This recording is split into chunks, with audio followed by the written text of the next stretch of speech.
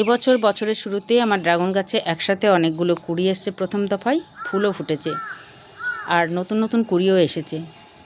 4 দিন পরে স্বভাবতই প্রতিবারের মতন সামনের অংশটা খুলে দিয়েছি, কিন্তু এবছর ব্যাপারটা আলাদা।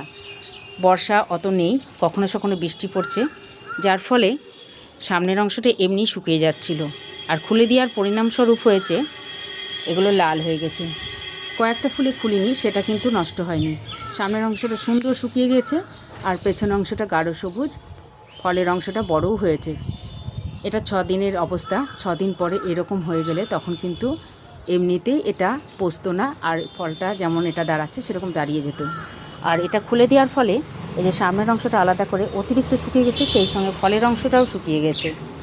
তাই ফলের যে ময়েশ্চারাইজার দরকার সেটা সে পায়নি।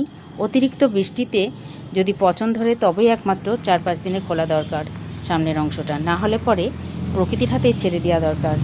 আশা করছি এই ফুলগুলো থেকে আমি সঠিকভাবে ফল পাবো।